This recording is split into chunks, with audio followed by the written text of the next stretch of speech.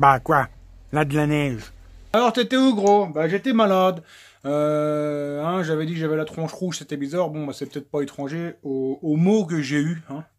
Bon je te cache pas que j'ai pas encore la banane, mais ça va. Je suis assez en forme pour te tourner une petite vidéo. Donc on y va. Allez, on se retrouve tout de suite après le jingle.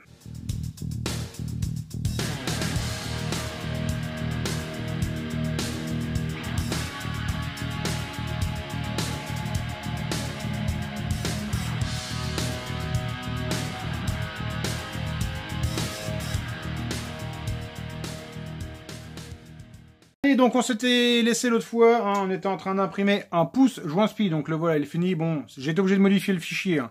Et encore il n'est pas parfait, là c'est un prototype, il faut que j'alaise encore un tout petit peu le centre, et puis bon en impression il faut pas que j'aille aussi vite que j'ai voulu le faire, parce que franchement c'est trop dégueulasse sinon. Là bon c'est un proto, il est bien pour faire de l'atelier. Allez c'est parti, on regarde si ça fonctionne. Le voilà, le joint neuf, dedans j'ai mis la bague de variateur, tu le vois. Hein, c'est pour éviter de retourner la lèvre, forcément. Hop, alors ça vient comme ça, forcément. Et après, normalement, le pouce joint spi, il vient dessus, pile poil. Logiquement, tu prends un bout de tube, tu tapes à fond, voilà. Donc là, on est à fond. On est bien à fond partout. Ok. Je te zoome un peu, tu vois, c'est nickel. Je me suis pas pané dans ma cote. Hein. Ici, il y a la place pour mettre le clips. On arrive juste bien. Alors d'origine, tu n'as pas le clips, hein, mais tu peux en mettre un. Tu vois, ça fonctionne. Bon, celui-là, il est pas très beau. Hein. C'est mon prototype. Pas mal de monde qui le voulait hein, dans les commentaires. Enfin, dis-moi ce que ça vaut pour toi en tarif, j'en sais rien. C'est toujours difficile d'estimer les prix sur des objets comme ça. Hein, sachant qu'il y a du filament, il y a du courant, il y a du temps à passer quand même à lancer les impressions, etc. Temps de préparation du colis, enfin bref, je te fais mon speech habituel, mais voilà. Hein. Entre le moment où tu fais ça chez toi sur ton imprimante pour toi et le moment où tu veux le commercialiser, il y a toujours un gap. Hein. Il y a des charges, il y a des frais, etc. Bref, allez, j'arrête de blablater. Dis-moi ce que ça vaut pour toi, et j'avise. Bon, comme d'habitude avec les machines de route, ça démarre pas. Là, on a affaire à un 50 cc, hein, je précise. Donc j'ai essayé d'investiguer un peu, j'ai regardé à droite à gauche, je vais déjà te montrer un truc. Tu vois ici la différence de plan de joint, mais là il y a vraiment énorme. Je sais pas si tu te rends compte à la caméra, mais là il y a 2 mm d'écart. Ça c'est le genre de panne, c'est la première panne qui te met une carburation complètement irréglable. Donc là tout simplement, hein, je vais mettre de la pâte, hein, j'ai pas que ça. Enfin, il faudrait démonter le moteur, le mettre à la fraiseuse, rectifier les plans de joint, enfin tu vois le travail quoi. Donc là, pour se précipiter, pour faire au plus vite, tout simplement un peu de pâte à joint, et puis on va laisser sécher, et puis ça sera étanche. Alléluia!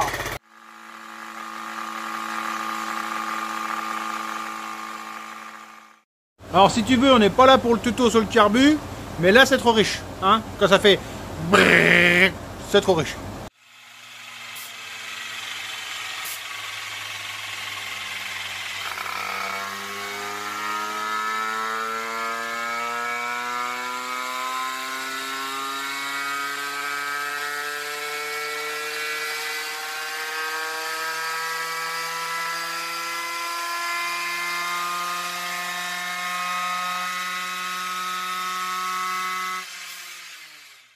Bon, ça n'a pas été simple de le faire rouler le machin. Hein. Bon, ça roule à peu près. Alors, c'est encore pas ça qui est ça. Disons que le problème, c'est que là, on va faire le test du fameux boîtier. Hein. C'est des curseurs, je vais te montrer après. On va faire le test. Par contre, le test, il va pas être 100% objectif. Pourquoi?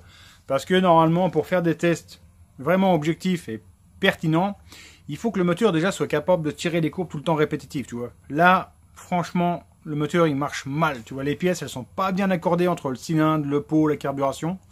On a une courbe qui est catastrophique. Franchement, c'est une catastrophe. Le moteur, c'est une catastrophe. Donc, on va faire une courbe de référence. C'est parti.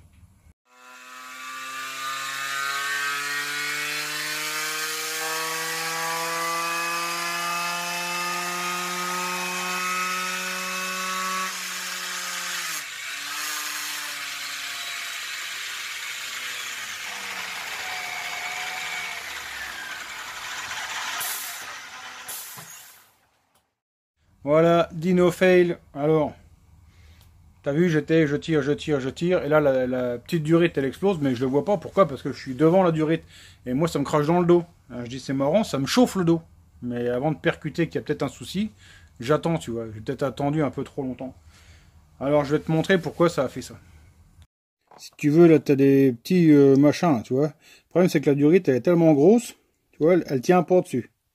Alors en plus avec le liquide bouillant, bah t'imagines bien, hein, à peine ça monte en pression, bah le truc j'ai tout pris dans la gueule quoi. Donc c'est génial. Alors là, d'un œil extérieur comme ça peut faire sourire, hein, c'est la bonne blague. Seul problème, c'est qu'il y en a partout dans le moteur. Hein.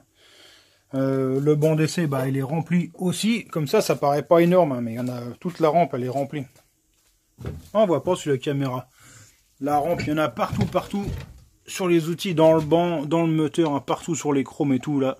Et puis bah surtout, il y en a plein sur le mur. Tout le mur est rempli, quoi. Il est crépi d'un bout à l'autre. Donc le mur est mort. Donc là je suis bon pour aller démonter le carbu, boucher l'admission et puis aller laver le scooter au jet et puis tout souffler quoi.